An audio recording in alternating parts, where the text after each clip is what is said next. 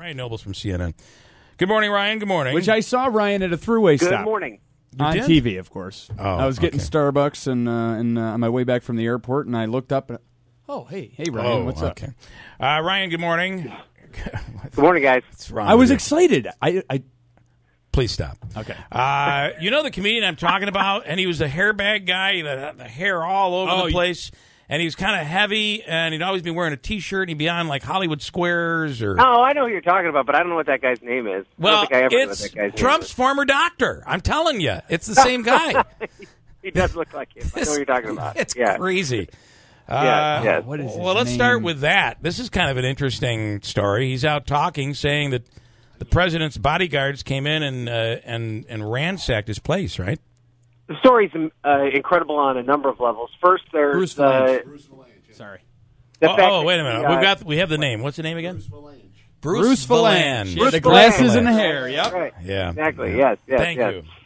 But the story's amazing on a bunch of levels. First, you've got the idea that the president's former bodyguard is, basically giving this guy a hard time in his office, telling him he wants the president's records, which, maybe they are entitled to them one way or another, but it seems as though, at the very least, that the tactics were a little bit untoward. Yeah. But then you have the fact that the doctor admitted to our Alex Marquardt that letter that he wrote during the campaign, which he declared Donald Trump the healthiest human being to ever run for president, was actually dictated by the president over the phone while the president was driving to an event. So, it's another example of the craziness of the Trump administration, how you can never predict what's going to happen. And, and then it all, and the reason, we shouldn't forget this, the reason this all came to light is because of how badly they bungled their pick for Veterans Secretary and Dr. Ronnie Jackson, and how all this stuff came to light.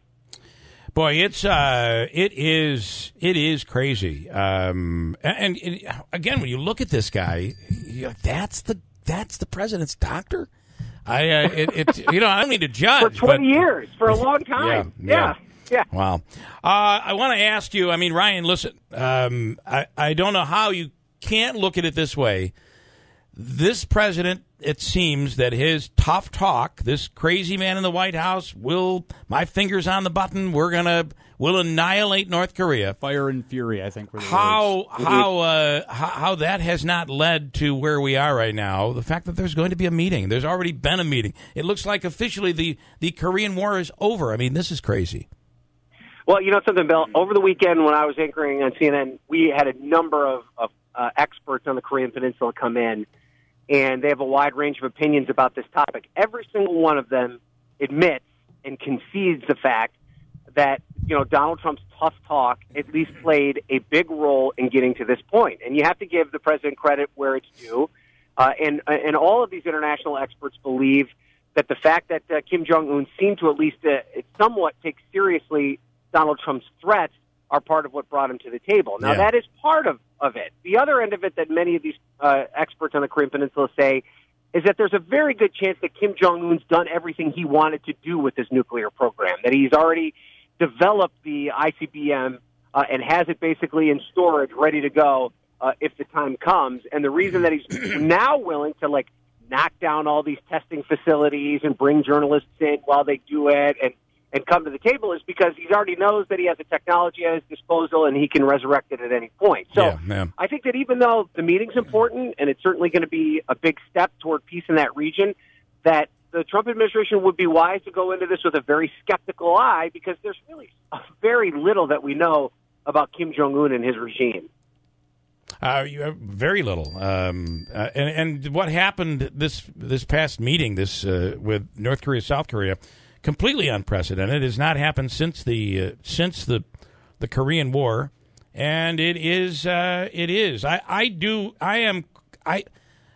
feel like there will be a meeting, but I don't know how you come out of it with a deal. I don't think it benefits the president to cut a deal that you just kind of know North Korea is going to break.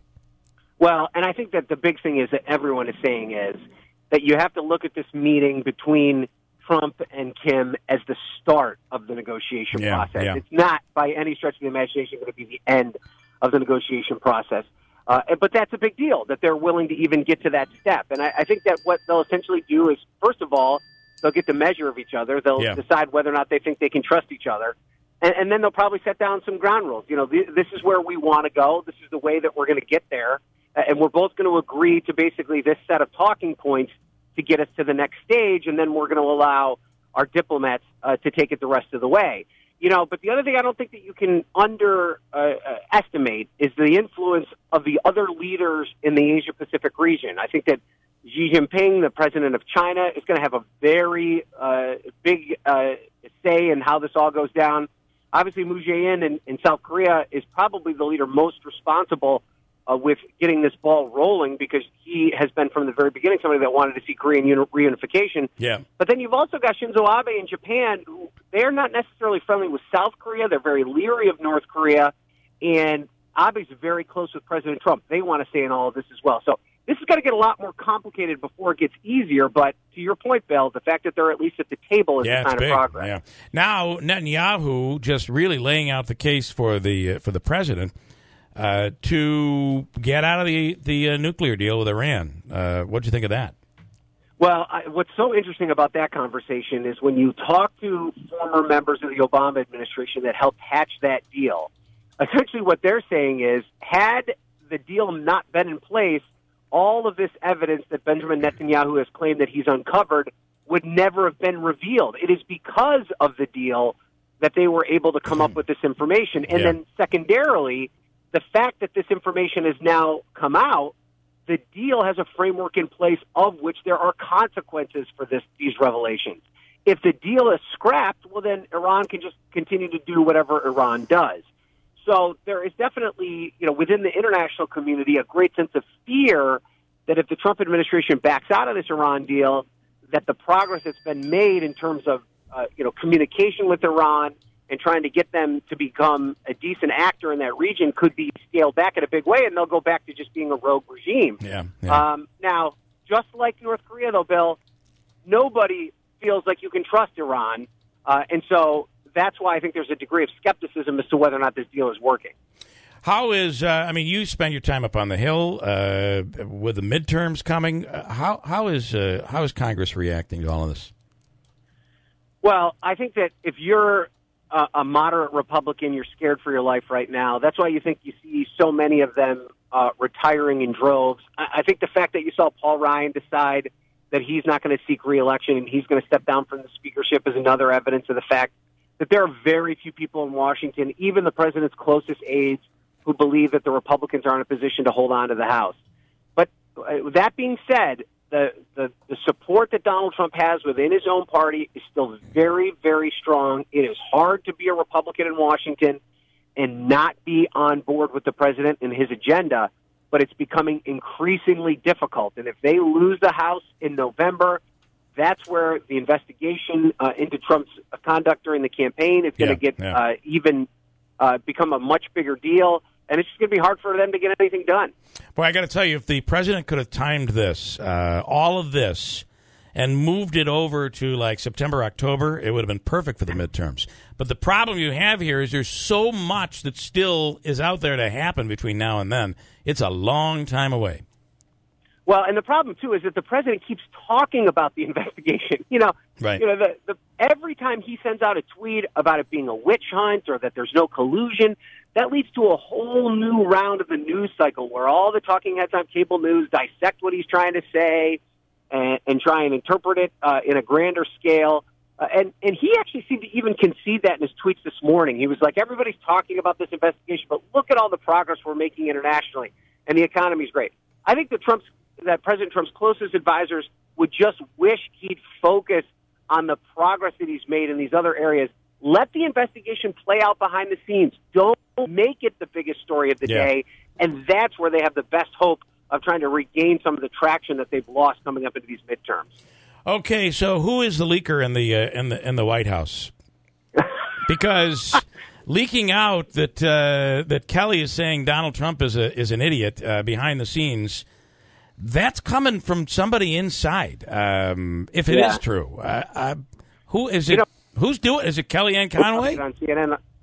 I wish I do, because I'd be on CNN a lot more if I could. You got to figure it out. Yeah, hook up with this leaker. Yeah, but that's the one thing that I think Republicans always seem to get so upset with the media about when we report the details that we're receiving from inside the White House. The fact of the matter is the people that are putting this information out are people that work for Donald Trump, who are supposedly loyal to Donald Trump, who have inside access to what's going on.